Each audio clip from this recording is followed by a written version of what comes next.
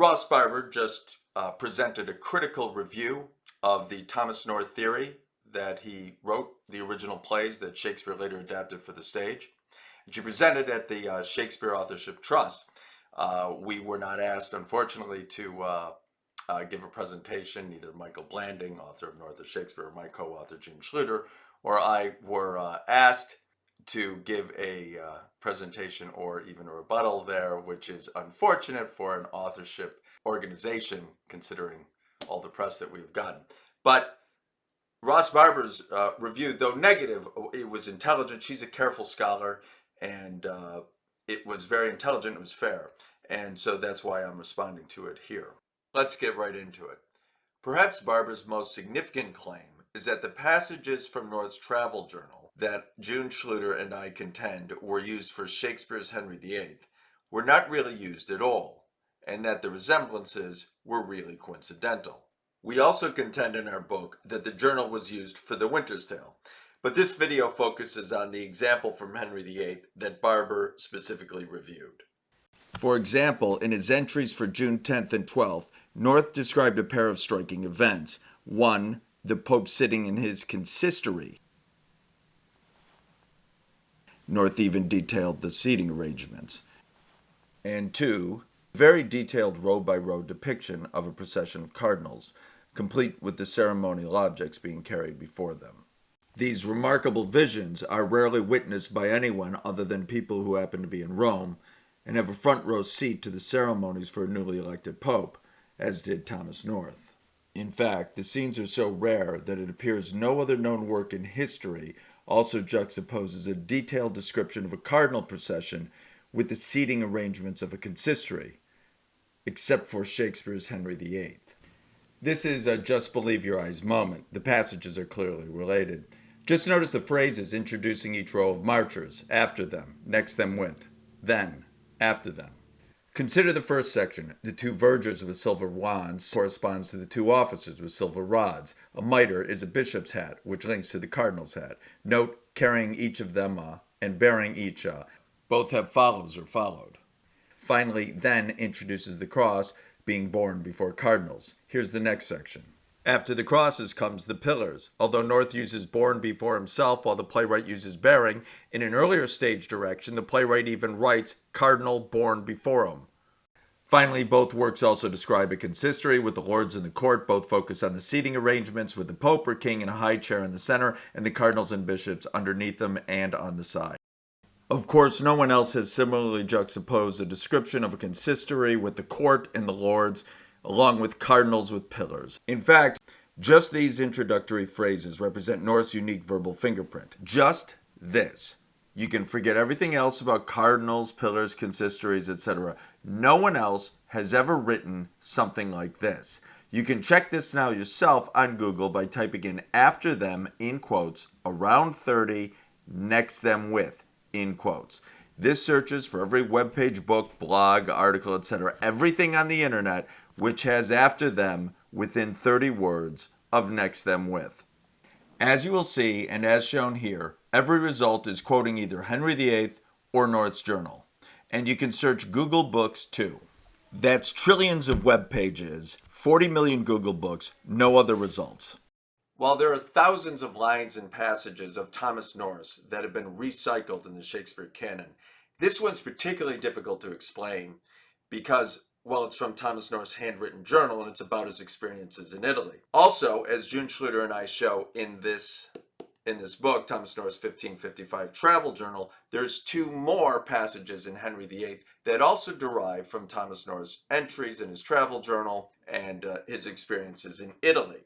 It should be quite clear that these connections between the consistory, cardinal parade passages cannot be coincidental. In fact, there are people who vehemently oppose the Thomas North theory, still accept that Thomas North's journal was indeed used for Henry VIII, and they think that Shakespeare somehow got a hold of it. We'll explain later why that can't be true, but the point is, this is a really difficult one to dispute, so you have to give Ross Barber some credit. She's not ducking any of the difficult ones. Anyway, forensic linguistics, which is the foundation of source study, it's a science. And the question of the probability of whether some verbal resemblances or literary resemblances occurred by chance is an objective mathematical one. It is not a matter of opinion or desires, and this is an equation that cannot be talked away. Frequently, when someone is trying to believe that some series of events is much more probable than he wants to believe, say when Uncle Fred talks about playing the lottery, they often focus on just one event at a time. They are ignoring the general multiplication rule, ignoring that the fractions multiply with each event. So Uncle Fred will see the winning lottery ticket and say, oh, well, Mary's birthday is the 17th, or Tom is 47, and how hard is it to get 7? But of course, that's just looking at them one at a time. The trick is you have to get all of the numbers together on the same lottery ticket on the right draw. So with Powerball, you have to hit 5 numbers between 1 and 69 for the white Powerballs. And they can be in any order. So for the first Powerball, you've got 5 and 69 chances to hit it. For the second Powerball, you've got one fewer number, that's 4 in 68, then 3 in 67, 2 in 66, 1 in 65, and the red Powerball, you have to hit it in 1 in 26. You multiply all that together, that's 1 in 292.2 million. The question always is, what is the probability of matching all the elements together? And that same rationale holds for trying to match anything in a series, including verbal parallels in the same context. And everyone already knows how unlikely such parallels are when they are already familiar with the passage. For example, if you were to find a 17th century text with this passage, you would know this derives from the first few lines of Hamlet's famous soliloquy. This couldn't be a coincidence. And this is true even though the individual elements taken separately are not unique. Of course, the verb to be is common. And as shown here on Early English Books Online, or EBO, many works, including the Bible, has slings preceding within 10 words, arrows. But of course the question is, what are the chances of hitting all the lottery balls? What are the odds of bringing all the elements together in a discussion on death and suicide? Yes, slings before arrows occurs 88 times, but that is out of 1 billion words, or once out of every 11.36 million words. And you have to hit that right after to be and not to be. And even when you search EBO for those elements within 100 words, then you only get 2 results, 2 different editions of Hamlet. With this in mind, let us now look at Barber's challenge to the source passage in North's journal. In the smoking gun section, McCarthy says that Shakespeare borrowed material from North's unpublished journal and begins with stage directions in Henry VIII, A Procession of Cardinals, which is why I mentioned it earlier. Quick clarification. The passages do not just match on the cardinal procession, but on the consistory as well. What's more, both passages describe the very specific seating arrangements of the consistory. And this juxtaposition in the play is ahistorical. You have to match all the elements. Which is why I mentioned it earlier. Yes, so there is this semantic field. There are necessary words being used with cardinals, etc. But McCarthy's very focused on the combination of after them and next them with. Well, here she has now just rather quickly explained away the cardinal procession too, dismissing the entire description as part of the same semantic field. In other words, since 2 cardinals attended Catherine's trial, we should not be surprised that Shakespeare invented an elaborate procession for them, with other marchers holding silver rods or wands, and going 2 by 2, and having pillars and crosses borne before them by other gentlemen. And while it is true that a mixture of cardinals, pillars, and crosses is not unheard of, when you search EBO for that, and borne before, and any proximal reference to a consistory, you only get Shakespeare's Henry VIII. North's journal would also appear, but of course it hadn't been published, and so was not in the database. But McCarthy's very focused on the combination of after them and next them with in these 2 lists. Next them on its own, in fact, also after them, there's plenty of matches on EBO. So it's the combination of after them and next them with. He says that after them within 30 characters of next them with only occurs in North's journal and in Henry VIII when searched on Google. But the texts digitized and searchable by Google are severely limited. And what you see here are not 16th century texts, but modern ones. And obviously lots of that is not going to be available to Google, places where you might find those things. Barber here is going by my video. In our book, we do note we checked Google, Google Books, and early English books online. And that combo of phrases appears nowhere else. Here's the EBO search. Also, Google Books does have 40 million books, including books that go back to the 16th and 17th centuries. And there's trillions of web pages on Google, and no one has even juxtaposed them accidentally. And I should stress that this is just the first two of an identical series of adverbial phrases introducing similar row-by-row descriptions of a cardinal parade. After them, next them with, then, after them. Places where you might find those things. And I have to ask, really, how significant is that with? Because Herodotus, which it's very likely both North and Shakespeare read or could have read, had a lovely list of next thems and after thems. Seemingly, this came from Latin. So not unique then, possibly a common source, and the rest of the words are what I would call words necessary to describing a procession of cardinals. So Barber couldn't find any works combining after them and next them with, and has to settle for just next them. On top of that, she finds it in the context of a Greek war. But the significance is that both North and Shakespeare use it in a cardinal parade. Consider another quick example. You read a 17th century spoof that has this minor character say, "Hey everyone, lend me your ears." And it turns out that this character's name is Mark Antony. Is it remotely likely that this occurred by chance?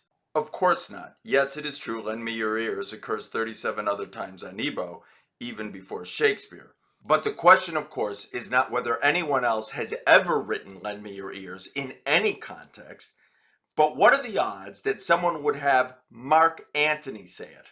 Likewise, the question is not whether anyone almost wrote after them and next them with, but what are the odds someone would use them to describe a cardinal procession?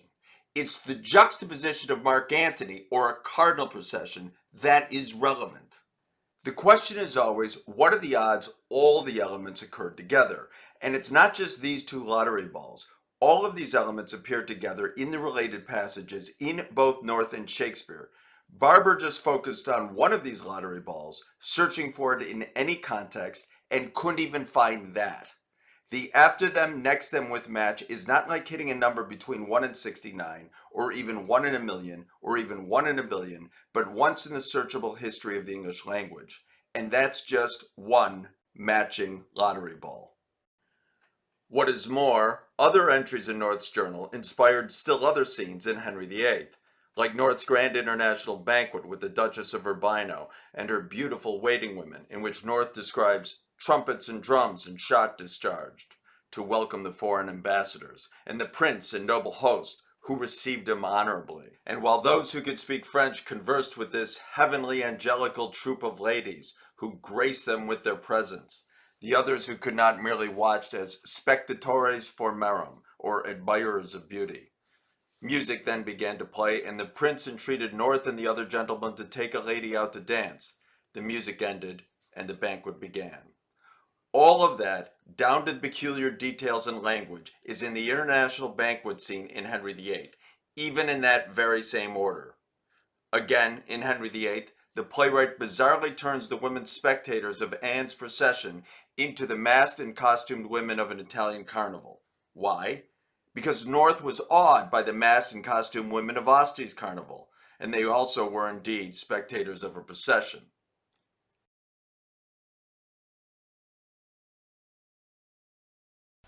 North's journal is necessarily linked to these scenes in Henry VIII. But is it possible that Shakespeare got a hold of this diary and then tried to reproduce North's experiences? No, we have proof that this can't be the case. Before North compiled his writings into the extant journal, he used 3 history books to help him add information to his entries. These are the citations for some of the passages that North used in the diary, and these are also the exact same source passages used in Henry VIII. And this last part is well known. Scholars and editors have long recognized these passages as the original inspiration for various scenes in the history play. It is just that no one ever knew that North had first used these passages for his journal. Here is Ross Barber's response to that last point. McCarthy, in fact, notes that North relied on two other texts to add what he calls knowing details to his journal entries, and I see no reason why they couldn't have been used by Shakespeare for exactly the same purpose. But the question is, what are the chances that Shakespeare would borrow from precisely the same passages that North did? Only two works in history focus on these very specific historical passages, North's journal and Henry VIII. Ross Barber also disputes North's links relating the following passage in Othello. In Othello, Iago's speech that a thief of material goods does less harm than he that robs me of my good name derives from a similar passage in Thomas North's Dial of Princes, first published in 1557, 7 years before Shakespeare was born. It is the same distinctive point in the same language, and it cannot be dismissed as coincidence as Iago nearly quotes North's Dial, but he that robs me of my good name. And when we search early English books online or Google Books for all works ever written that use this particular language, we only find North's Dial and Othello, or works quoting them. Here now is Ross Barber's critique. But he didn't need to, because there is an earlier source. I found it in a text by Erasmus, published in 1534. And as for the pairing of rich and poor, well, that's a standard rhetorical pairing. In other words, maybe Shakespeare got the wording from Erasmus and not North. But as we see here, Erasmus's line isn't really that close, and it is wildly improbable that Shakespeare, just by chance, took Erasmus's line and transformed it into North's. Both North and Shakespeare share an astonishing 9 out of 12 words and 3 trigrams, but he that robs me of my good name. How many other people have juxtaposed but he that and my good name? 0. What is more, Erasmus's work doesn't share the context. Both North and Shakespeare make the point that the thief of material goods do little harm because material wealth is temporal. Both use who steals my and the rich poor antithesis. Finally, Erasmus's line is not a coincidence either. Both Erasmus and Guevara, the man who North was translating, were continental humanists of the early 16th century and repeated many similar ideas. But Shakespeare's wording obviously comes from North, not Erasmus. Ross Barber also challenged a few other parallel passages, but they all fail for the same reason. You have to determine the probability of all elements occurring together. The fact remains Shakespeare borrowed thousands of lines and passages from everything North ever wrote, including his unpublished material. No one has borrowed more from an earlier writer, and it is not even close. But this was not a hostile critique, and Barber elsewhere agrees on the significance of some of the evidence. This includes the fact that North appears to have been paid for a Leicesterman's play, and that there appears to be a connection between North's handwritten marginalia and a few Shakespeare plays.